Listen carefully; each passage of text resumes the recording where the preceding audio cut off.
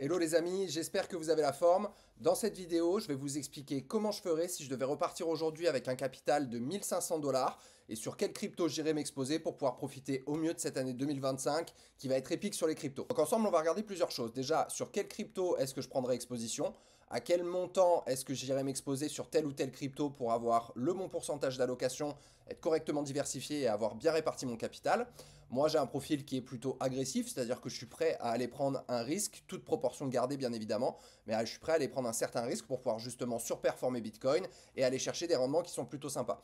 On verra du coup les caractéristiques de chaque crypto et pourquoi est-ce que j'irai m'exposer sur celle-là. On verra donc le prix de chaque crypto à l'heure actuelle, on verra le prix de chaque crypto quand elles étaient à leur ATH, donc l'ATH c'est le all-time high, c'est le plus haut qui a été vu au niveau du prix, et on verra justement quel coefficient multiplicateur on va pouvoir aller chercher sur toutes ces cryptos si jamais on voit un retour à l'ATH. D'ailleurs, si jamais tu veux aller plus loin après cette vidéo et que tu veux investir dans le marché crypto sans prise de tête pour surperformer le marché et générer de très beaux profits, tu cliques dans le premier lien qui se trouve dans la description. Tu pourras rejoindre une communauté de plus de 2000 membres actifs et ne plus jamais être seul dans ton coin à gérer tes cryptos. Et tu auras accès à des portefeuilles personnalisés adaptés à ton profil de risque, une liste de cryptos avec des pourcentages d'allocation, des points d'entrée et des points de sortie. Des signaux pour du copy trading ultra efficace avec des points d'entrée et des points de sortie pour maximiser tes gains et savoir être opportuniste, une plateforme d'investissement exclusive pour avoir accès à des projets early stage et pouvoir investir sur des cryptos qui sont pas encore listés, qui est d'ailleurs le meilleur rendement risque du marché en ce moment en crypto, et enfin une plateforme d'investissement automatique avec des algorithmes de trading sur les blue chips Bitcoin, Ethereum et Solana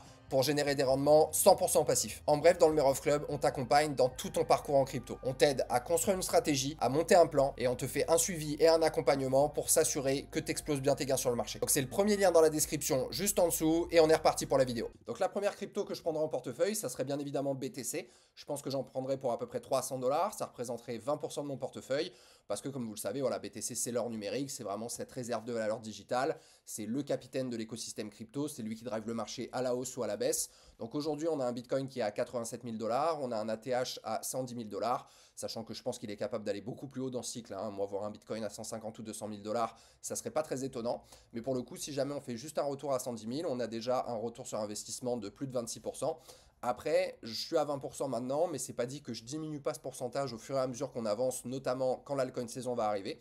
Parce que si jamais vous allez regarder justement la Bitcoin dominance, quand elle va vraiment entamer une phase descendante, la liquidité va se déverser dans les altcoins et ces altcoins vont aller surperformer Bitcoin. Et moi, c'est vraiment ce que je cherche à faire avec le portefeuille que je suis en train de vous présenter aujourd'hui.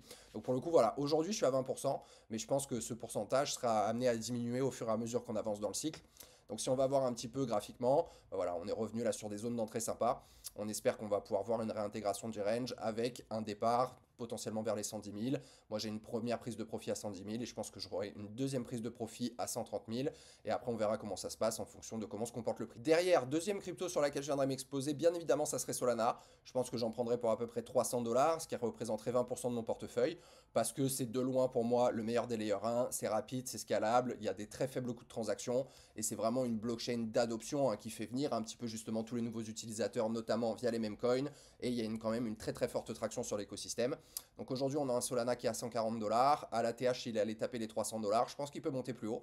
Mais déjà, même si on retourne à l'ATH, on génère un joli 114% de rendement. Si on regarde un petit peu d'un point de vue graphique, on re-rentre vraiment dans des zones d'entrée sympas. Là, hein, sur la borne basse, ici, cette zone de support, ici, au niveau de ce range, entre guillemets, entre les 130 et les 210 dollars. Donc moi, là, c'est vraiment une crypto que je commencerai à accumuler fortement. Et je pense que j'aurai une première prise de profit vers les 240, une deuxième vers les 320 et potentiellement un petit peu plus haut à 350 ou 400. La troisième crypto sur laquelle je m'exposerai, je pense que ça serait le BNB. Je prendrai à peu près 75 dollars sur les 1500 que j'investis, ce qui représente à peu près 5% du portefeuille, parce que bien évidemment, c'est le token natif de Binance, c'est l'utility token de la plus grosse plateforme d'exchange au monde. Elle est utilisée pour réduire les frais de transaction, pour accéder aussi à différents services au sein de l'écosystème. Et c'est une crypto qui est très résiliente, particulièrement dans les phases de baisse. Elle résiste plutôt bien contre BTC. On a un prix aujourd'hui qui est à 640 dollars, on a un ATH à 800, donc ça nous générerait un 25% de retour sur investissement, sachant que d'un point de vue graphique, là, elle est quand même sympa. On est revenu là dans une zone sympa au niveau en dessous des 500 dollars. C'était vraiment une excellente zone d'accumulation. Donc moi, je pense que je prendrai un petit peu de BNB, que je viendrai tranquillement prendre profit aux alentours des 700, aux alentours des 850. Et derrière, je pense que je garderai de toute façon un moonbag si jamais ça continue de monter et qu'on va plus haut. La quatrième crypto sur laquelle je viendrai m'exposer, ça serait quand même Ethereum. Bon, même si on voit qu'il sous-performe pas mal sur ce cycle, je pense qu'il n'a pas encore dit son dernier mot. Je prendrais à peu près 5% de mon portefeuille, donc 75 dollars, parce que ça reste la plateforme leader pour tout ce qui est contrat intelligent, applications décentralisées. Il y a une large gamme de projets, DeFi, NFT, etc. Et puis voilà, ça reste quand même une crypto emblématique de l'écosystème crypto.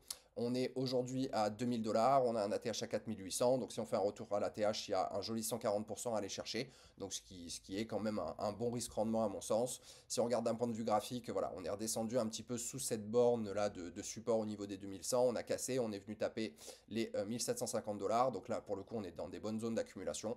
Donc moi pour le coup je pense que voilà, on est sur des bons prix pour rentrer sur Ethereum tranquillement, et pourquoi pas venir faire des premières prises de profit à 3600, à 4100, et après derrière un petit peu plus haut, notamment si on retourne à son ATH, je pense que je prendrais aussi une bonne dose de profit à 4008. En cinquième crypto, je viendrai m'exposer sur notre ami le Tao, donc je prendrai aussi 75 dollars, à peu près 5% de mon portefeuille. C'est vraiment un des leaders dans la narrative de l'intelligence artificielle, hein. C'est un réseau décentralisé pour justement du machine learning qui permet de partager et de modéliser des modèles d'intelligence artificielle. Donc c'est quand même une narrative qui est puissante, il y a une tech très solide. On est aujourd'hui à 270 dollars, ce qui est vraiment sympa comme prix d'entrée. On a un dernier ATH aux alentours de 1000 dollars, donc ça ferait là quand même un joli 270% de retour sur investissement. Si on regarde un petit peu d'un point de vue graphique, bon voilà, on a subi une belle baisse, il y a eu le listing sur Binance, on est monté taper les 1000 dollars. Derrière, on s'est quand même bien cassé la figure de par le contexte de marché qu'on a vu ces dernières semaines. Mais là voilà, on commence à avoir des premiers signaux de reprise. Je pense que de toute façon, en dessous des 300 dollars, ça reste un super achat. Moi, j'aimerais bien voir le RSI venir casser en weekly pour vraiment reprendre une phase un petit peu plus haussière. Mais moi, globalement, voilà, je prendrai exposition et je pense que les premières prises de profit, elles sont à 600, à 800 et la dernière à la TH vers 1000 dollars. Ensuite, je viendrai m'exposer aussi à 5% sur Sui, donc à hauteur de 75 dollars. C'est un layer 1 qui est ultra rapide, qui est vraiment orienté expérience utilisateur, hein. C'est conçu pour le grand public. Il y a des transactions qui sont vraiment fluides, ça favorise une adoption massive. Pour moi, on est sur un des seuls layer 1 qui a le potentiel d'être un Solana killer.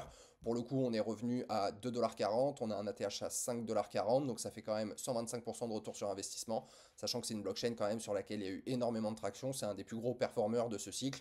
Donc moi pour le coup, je pense que voilà, j'irai prendre à peu près 5% d'exposition sur Sui.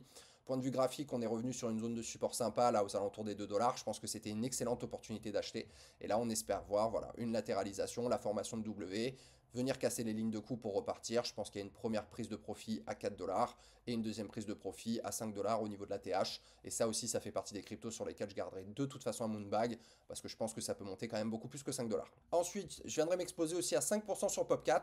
C'est un même coin sur l'écosystème Solana. C'est très hypé. Il y a une communauté qui est massive. Il y a vraiment des millions de holders sur le Popcat. On est à un prix aujourd'hui à 0,25 dollars. On a fait un ATH à un peu plus de 2 dollars, donc ça ferait déjà un 740% de retour sur investissement. Et pour le coup, voilà, si on regarde d'un point de vue graphique, on s'est mangé une belle descente, mais on est revenu vraiment sur un support très long terme. Là, on est en train de rentrer dans une phase de latéralisation, on commence à imprimer des W, donc pour le coup, je pense que voilà, c'est une excellente opportunité d'entrer sur Popcat. Si on se fait un petit tour sur Twitter, voilà, il y a vraiment une communauté qui est massive, on est proche de 100 000 followers. Vraiment, je pense que c'est un des mêmes qui va le mieux tirer son épingle du jeu, en tout cas dans l'écosystème Solana. Ensuite, je viendrai reprendre une exposition Memecoin. Je pense que je rentrerai sur le Bonk à hauteur de 75 dollars, toujours 5% de mon portefeuille. C'est le premier Memecoin sur Solana. Il y a une autre option qui est large et il y a aussi des millions de holders là-dessus. Au niveau du prix, on est à 0,4014. On a fait un ATH à 0,406. Donc ça nous fait quand même un 330% de performance. Si jamais on regarde d'un point de vue graphique, pareil, on est revenu vraiment sur un support long terme. Là, on est en train de reprendre une bonne tête au niveau du price action. Il suffit de venir dépasser les 0,4015 et on a un vrai reversal et on reprend une tendance haussière. On a le RSI qui clôture en weekly au-dessus de 50. Donc pour le coup, ça nous donne quand même des bons signes de retour sur Bonk. Et au niveau communauté, voilà, c'est quand même énorme. 400 000 followers sur Twitter, comme je vous le dis, des millions de holders. Donc pour le coup, voilà, grosse force communautaire. Je pense que Bonk, ça peut être aussi un des gros performeurs de ce cycle sur les mêmes coins Solana. Ensuite, on repasse sur la narrative intelligence artificielle. Moi, je viendrai m'exposer sur NIR. Je prendrai 30 dollars. Ça me ferait 2% d'exposition. C'est un layer 1 qui est orienté expérience utilisateur et construction d'applications décentralisées. Donc il y a un gros focus sur vraiment tout le côté accessibilité. C'est une infrastructure solide. C'est aussi la narrative IA qui a une forte traction. Ça fait partie des gros projets de cette narrative-là. On a un prix aujourd'hui aux alentours de 3 dollars. On a un ATH à 9 dollars. Donc ça nous fait déjà un 200% de performance pure si jamais on retourne à l'ATH. Si jamais on regarde d'un point de vue graphique, pareil, on est revenu sur une zone support long terme sympa. On a le RSI, pareil, qui commence à remontrer, qui nous a montré déjà de belles divergences sur les dernières semaines. On reclôture au-dessus de 50. Il y a un volume qui est pas dégueu. Moi, je pense que ça peut remonter largement, faire un ATH en haut de range ici aux alentours des 8 dollars. Donc pour le coup, voilà, bonne exposition, lire bon projet. Ensuite, je viendrai m'exposer sur Render, donc 30 dollars aussi, à peu près 2%. C'est la plateforme leader de tout ce qui est rendering, donc rendu 3D décentralisé. Donc le but là, c'est vraiment de monétiser la puissance de calcul, ce qu'on appelle le GPU, qui est inutilisé justement via une blockchain. Donc c'est un projet sur lequel il y a une adoption réelle, sur lequel il y a de vrais use cases. On est à 4 dollars aujourd'hui, il a fait un ATH à 12 dollars, donc pareil, il y a un joli 200% à aller chercher. Et si on regarde au niveau graphique, il nous montre vraiment de beaux signes de reprise. Là, si jamais on vient vraiment casser aussi les 4,50 $, on a une structure caractéristique en retournement. Et là, on pourrait retourner prendre une phase plus haussière. Pareil, il y a un joli volume sur Ender. On a cassé la ligne des 50 sur le RSI il y a quelques jours. Donc pour le coup, voilà, bon projet. Je pense que vraiment, on est sur des prix d'entrée long terme sympa. Et le risque rendement est quand même hyper intéressant sur Ender. Ensuite, on repart sur les mêmes coins. Je viendrai m'exposer sur WIF à hauteur de 30 dollars, toujours 2% de mon portefeuille. C'est un gros meme coin qui est basé sur Solana, grosse communauté, assez virale. C'est un token qui vraiment devient assez culte. Pareil, il y a des millions de holders. Au niveau du prix, on est à 40 centimes. On a fait un ATH à 4,80 $. Donc là, on peut aller générer facilement un joli x10, plus de 110% de retour si on vient retaper l'ATH. Si on regarde sur Twitter, il y a plus de 150 000 followers. C'est vraiment une grosse communauté qui est derrière WIF. Il y a une grosse cabale. Et si on check d'un point de vue price action, on s'est bien cassé la gueule sur WIF, mais on est rentré vraiment sur des points d'entrée. Je pensais pas qu'on reviendrait aussi bas sur WIF. Pour le coup, moi, j'avais commencé à placer des ordres aux alentours des 1 $. Donc là, vraiment, c'est des super soldes. Je pense que c'est un super point d'entrée. On commence à voir aussi sur le cours une latéralisation du price action. Donc là, le but, c'est de venir un peu casser les derniers plus hauts au niveau des 0,7 pour confirmer un retournement et repartir derrière à l'assaut de la TH. Là, pour le coup, on a un petit peu plus de retard sur WIF. On a du mal à casser la ligne des 50 sur le RSI, mais il y a un volume qui reste constant, voire qui reprend un petit peu de croissance. Donc moi, pour le coup, je pense que c'est un super bet d'un point de vue risque-rendement. Ensuite, je viendrai prendre encore du même coin, notre ami le PP, à hauteur d'à peu près 30 dollars, ça fait 2% de mon portefeuille. C'est vraiment un OG meme coin sur Ethereum, hein. C'est devenu un mème légendaire avec le fameux PP the Frog. Et pour le coup, voilà, il y a un énorme poids culturel entre guillemets dans l'écosystème et dans les Ethereum Maxi. Donc on est aujourd'hui à 0, il y a 5,08, on a un ATH à 0,4028, donc il y a un petit 250% de performance à aller chercher. Si jamais on fait un petit tour du côté graphique, pareil, hein, on est revenu vraiment sur une zone de support long terme. Il nous suffit de venir casser les 0,508 pour confirmer une structure en retournement et repartir dans une phase plus haussière. RSI qui commence à casser la ligne des 50, un volume qui reste constant, qui diminue plus. Donc pour le coup, voilà, on s'est quand même bien cassé la gueule aussi sur PP ces dernières semaines. Vraiment, on a mangé, à mon avis, un moins 70, moins 80%. Qu'on retourne sur des prix hyper intéressants. Surtout que d'un point de vue communauté, il y a une énorme cabale derrière PP. Vous voyez, presque 800 000 followers sur Twitter. C'est quand même massif. Ensuite, à hauteur de 1%, je viendrai m'exposer sur Avax. C'est un layer 1 qui est modulaire. Hein, donc c'est vraiment quelque chose qui est rapide, qui est scalable, qui permet le déploiement vraiment de sous-réseaux personnalisés pour justement déployer des applications décentralisées. C'est pas mal autour de la narrative gaming. Il y a un petit peu moins de hype sur ce cycle, mais ça reste une technologie qui est quand même assez costaud. Au niveau du prix, on est à 22 dollars. On avait un ATH qui a été atteint sur le dernier cycle. Attention, pas sur ce cycle-là. Donc pour le coup, ça fait partie de celles sur lesquelles j'ai moins de certitude qu'on retourne à l'ATH. Mais on avait quand même un ATH à 147. Si jamais on y retourne, ça nous fait un joli 568% de performance. Sachant, comme je vous disais, voilà, il a vraiment explosé au dernier cycle. Là, il a montré quand même un peu moins de force, mais on est revenu sur une zone long terme sympa d'un point de vue du support. Pareil, on commence à recasser aussi le 50 au niveau du RSI. Il y a une petite reprise du volume ces derniers jours. Donc pour le coup, pour valider un retournement, il faudrait venir casser là ici les 27 dollars. Et là, on pourra reprendre une structure vraiment beaucoup plus haussière. Donc je pense qu'on pourrait de toute façon voilà, remonter quand même beaucoup plus haut. Pas certain qu'on retourne à la TH, mais je pense que ça fait partie quand même des gros layer 1 qui est quand même assez utilisé, sur lequel il y a quand même un petit peu de traction. Et moi, je pense que ça représente aussi un bon bet d'un point de vue risque-rendement. Ensuite, je viendrai m'exposer sur le Sonic, donc anciennement Fantôme. Hein, je prendrai à peu près 1%, je pense, d'exposition là-dessus. Donc ça représenterait 15 dollars sur les 1500. EVM compatible, qui est axé vraiment sur la vitesse et l'efficacité énergétique pour construire des applications décentralisées. Mais pour le coup, je crois que je suis allé voir récemment, il y a une TVL qui dépasse les 1 milliard de dollars sur Sonic. Donc c'est quand même un truc qui a de l'adoption et de la croissance. On est à 0,6 aujourd'hui. On a un ATH, parce qu'avant Fantôme était monté bien plus haut, mais vraiment sur le Sonic, on a un ATH à 1 dollar. Donc ça ferait quand même 67%. Je pense que c'est vraiment une crypto qui peut aller beaucoup plus haut. Et d'un point de vue graphique, vous voyez, c'est quand même pas mal en weekly. On fait quand même des jolis W sympas. Là, on est allé casser notre ligne de coup il y a 15 jours. On est au-dessus du 50 au niveau du RSI en weekly. On a le volume qui augmente, comme je vous disais, la TVL est énorme, on a passé les 1 milliard sur Sonic, donc pour le coup, voilà, projet hyper intéressant et bon risque-rendement selon moi. Ensuite, je viendrai m'exposer sur Link à hauteur de 15 $, donc 1%. Donc ça, vous savez, Link, c'est le projet qui vraiment a gagné de loin la bataille des oracles. Donc le but des oracles, hein, c'est de fournir des données du monde réel aux contrats intelligents sur les différentes blockchains. Donc c'est quand même un projet qui est extrêmement sérieux. On est à 15 $ à peu près, on a touché un ATH au cycle de 2021. On commence à être sur un Dinocoin, hein, mais pour le coup, il n'y a pas d'autres projets qui a des propositions de valeur qui dépassent Link ou qui ont un aussi gros réseau que ce projet-là. Donc pour le coup, c'est pour ça que moi, je pense qu'il a vraiment gagné cette bataille depuis longtemps. Donc moi, perso, je viendrai m'exposer là-dessus. Ça fait quand même un 253% de retour sur investissement si on repart à la TH. Mais sachant que même si on repart à un 40 $, il y a quand même encore une belle perf à aller chercher d'un point de vue risque-rendement. Et là, vous voyez, on a subi le bear market, on est resté longtemps dans une phase d'accumulation. On est venu casser, on fait pullback, on repart, on revient tester encore cette zone d'accumulation là au niveau des 13 $. Donc je pense que là sur Link, on est vraiment prêt à repartir. Projet très très sympa et qui, à mon sens, a une proposition de valeur qui a beaucoup de cas d'utilisation. Ensuite, je viendrai m'exposer sur Rondo, donc 15 $, 1% de mon portefeuille. Ça, c'est vraiment un projet de RWA hein, qui a pour but d'être un pont entre la finance traditionnelle et la finance décentralisée, donc qui va vraiment tokeniser des actifs réels, notamment des bons du trésor américain. Donc ils sont vraiment sur la narrative un petit peu autour de BlackRock, parce que voilà, c'est un projet sur lequel BlackRock a investi massivement. On est à un prix en dessous de 1 $. On a touché un ATH à 2,15 $. Ça nous fait quand même un 139% de retour si jamais on retourne à l'ATH. Et pour le coup, ça a été un des gros performeurs de ce cycle. Vous voyez, on est parti de vraiment quelques centimes pour exploser jusqu'à 2 $. On a mangé une jolie baisse et là, on est vraiment en train de reprendre un price action sympa aussi. Vous voyez, on était dans cette structure de latéralisation. On casse la ligne de coup. Donc là, il va peut-être y avoir un putback avant de repartir derrière. Au niveau du RSI, en daily, on est en train de casser les 50.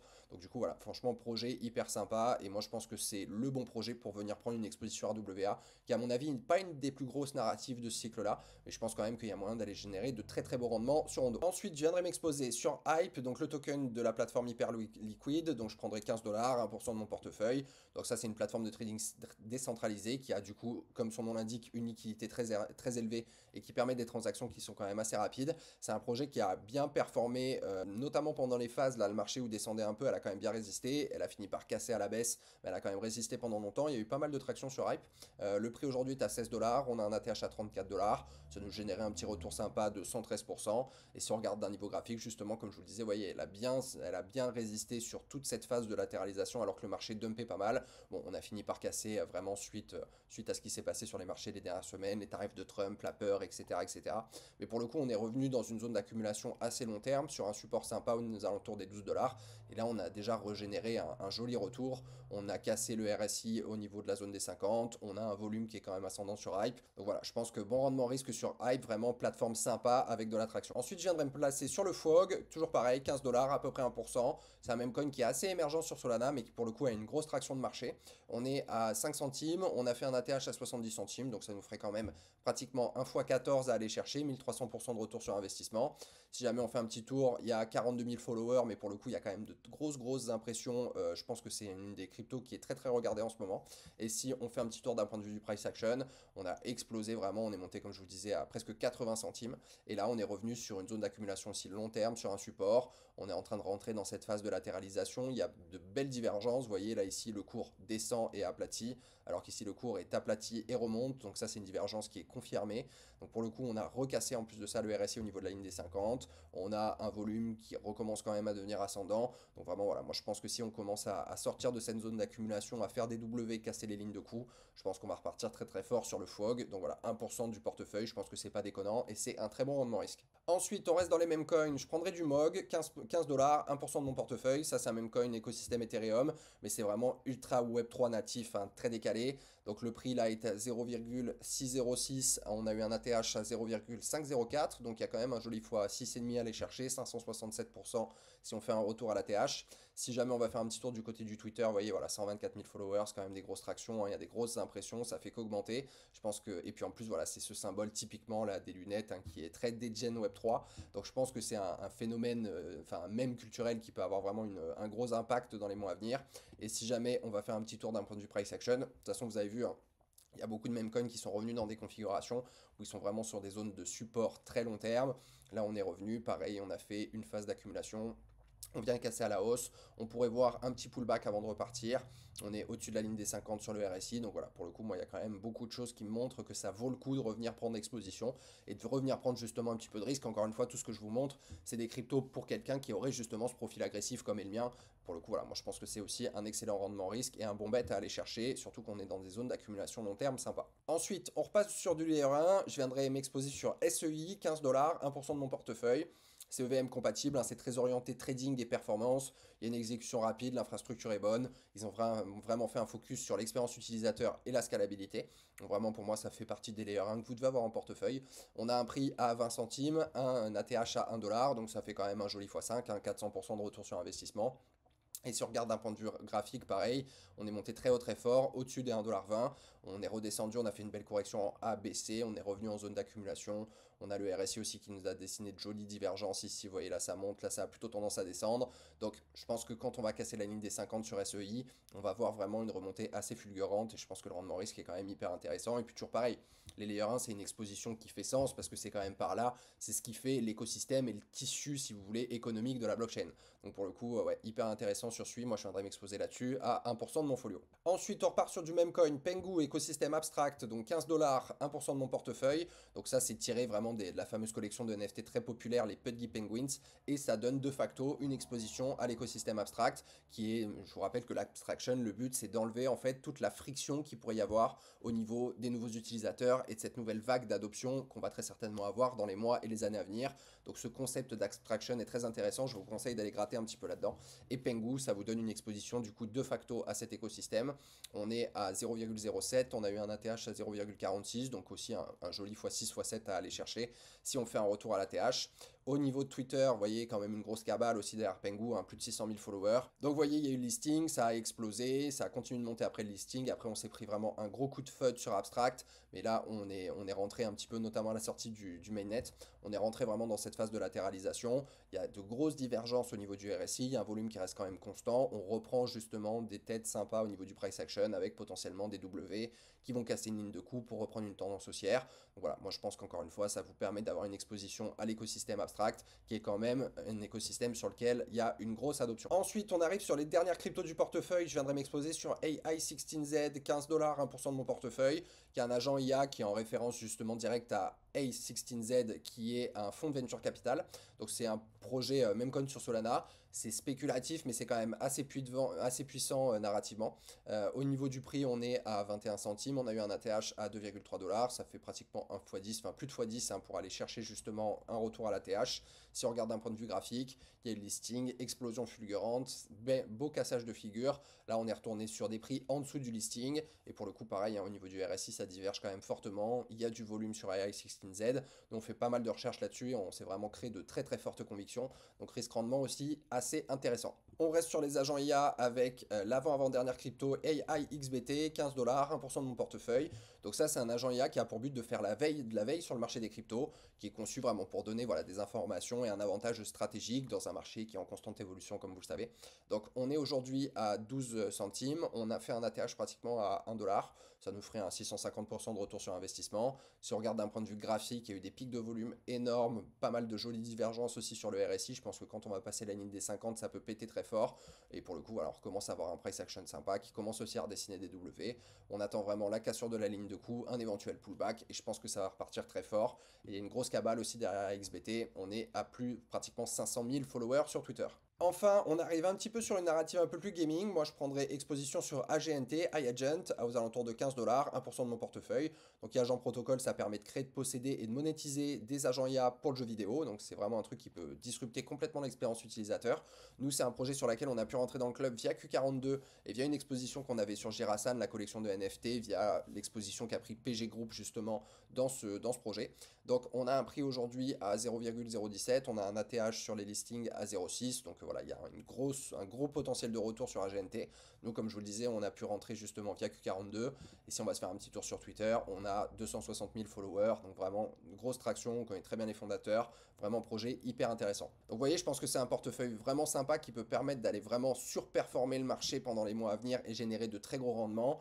L'objectif d'avoir un profil agressif, c'est d'aller justement chercher une diversification sur un ensemble de projets qui sont positionnés sur différentes narratives pour essayer de prendre le maximum des tractions qu'il va y avoir sur les différents narratifs. Donc voilà, moi je pense que c'est vraiment une bonne structure de portefeuille et c'est comme ça que je viendrais m'exposer si je devais redémarrer aujourd'hui.